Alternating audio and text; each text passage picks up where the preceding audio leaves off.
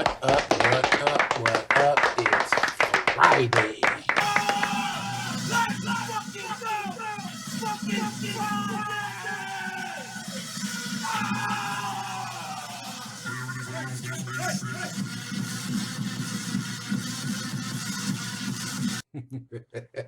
And the knowledge don't stop.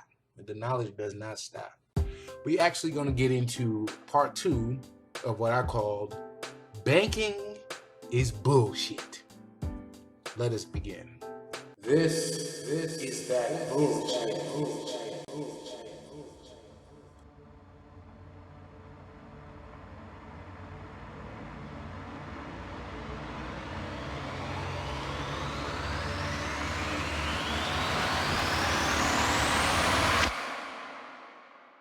The Federal Reserve Bank is now in every country in the world. In Canada, it is known as the Bank of Canada. The banksters are diabolical, unethical, ignoble, unconscionable, dishonorable, dastardly tyrants. They have kept all of us in peonage and most of us in penury. I know not one single soul who is not obsessed to some degree with money or the lack thereof, or at least from the perspective that they are not obsessed. Our lives become more about money and not money, meaning we are never free of it, if only of the concept of it. See, there goes that money is a concept thing. Didn't I cover that? So the focus of everything we've ever learned in history class was immaterial and irrelevant. The facts may be accurate, but as you'll see later, facts are immaterial. All that matters is honor, dishonor, contract, and credit, debit. We are entrenched in a game of commerce about which we have been kept in the dark for the purpose of our slavery. There may be a few centuries in the history of the world which were not about commerce, but certainly the past 2 millennia have been for the purpose of enslaving the masses for the profits and lifestyles of the global elite. It is nearly completely in place. Which brings me to this. I remember being a member of a certain group, and we used to talk about conspiracy theories and all these things that were going to be happening, but the main thing was the Illuminati and the New World Order. And this was the 90s. Now you're hearing it a lot more now. Back in the 90s, it used to be that the Illuminati was white. That's how it was. It was perceived that everybody that was involved was white. Now you're hearing about it, and people like Jay-Z and Oprah and anybody that has any bit of money, they're considered a part of the Illuminati. But my point is, as we were back in those days talking about how the New World Order was going to come, it's been a farce. That's what this book is saying. All this stuff is already in place. So this New World Order that we're preparing for some shit that's already going down. Let's get back to it. We are completely dependent on the commercial banks. Someone has to borrow every dollar we have in circulation, cash or credit. If the banks create ample synthetic money, we are prosperous. If not, we starve. We are absolutely without a permanent money system. It is the most important subject intelligent persons can investigate and reflect upon. It is so important that our present civilization may collapse unless it becomes widely understood and the defects remedied very soon. Robert H. Hemphill, Atlanta Federal Reserve Bank. Are you digging what I'm planting down? Can I plant you down and dig you later? Too many of us are in fear. I noticed that this fear translates into money. I've asked enough people of all ages if they could have what they want. They generally respond more money.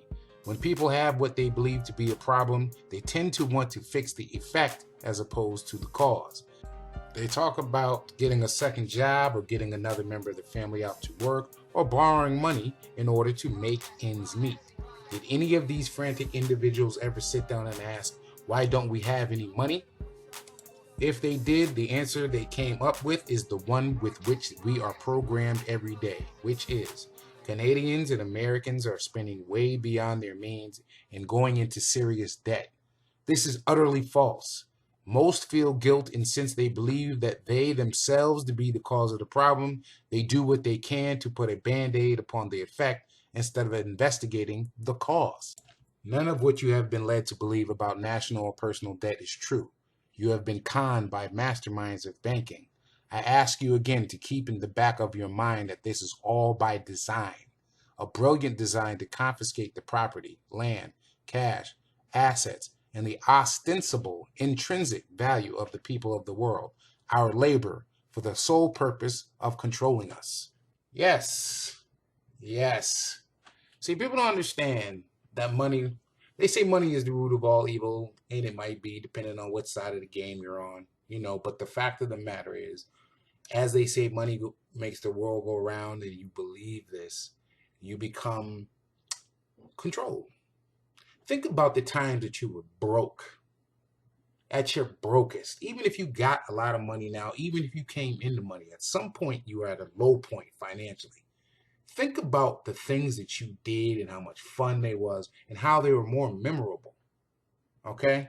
It's about experience. It's about going out and doing whatever it is you feel like you should do. Granted, I fall into this capitalist society until I figure it out.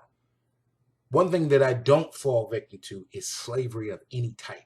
If I start to feel controlled or bear hugged into a situation, I get out of it immediately. And if it hurts you, it hurts you. But the fact is, I'm a free man who could do whatever he wants. And as long as I go by that principle, I'm happy. I can have some things that are happening that might not make people happy. But the thing is, I'm free. My choices are my own choices. That's what I'm trying to get you to understand. Don't fall for the bullshit. This is why a lot of this stuff that I'm talking about, I'm calling it bullshit. Because it is. Most things that you believe and you fall victim to and make your beliefs and your creed, your dogma, whatever you want to call it, a lot of them are steeped in bullshit. Once you get out of that, and I'm learning that now that I've never had my own place. I've never been on my own. I've always been in a relationship of some sort and living with someone. Now that I have time to think about this stuff and I don't have the things that I want, I realize there's some things I'm not even supposed to have. And I feel good about it. You understand what I'm saying? Now, I think I'm going to end it there, man, because, I don't want to make this a 15-minute piece. I try to keep them again in, 10-minute chunks. So I'm going to go ahead and stop it there. But it ain't over. It's not over. You know that. Okay? Now, again, if you're trying to get a copy of this book, I know how to get it. Feel free to hit me below so that you can read up on some of this stuff and catch up on what I'm talking about. I'm not saying this stuff just for the sake of, well, yes, I am. I'll see y'all later, man. I'll be ending with that. Later. This concludes the broadcast from World Control.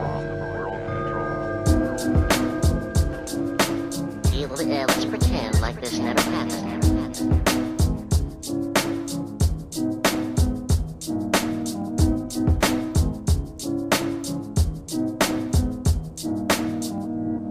Look, I don't like having to trust anyone because I'm always disappointed. But just once I'd like to know that I could actually trust someone. That for at least one person, everything wasn't about money or power. Cut the crap, Ola, sister. It won't wash here.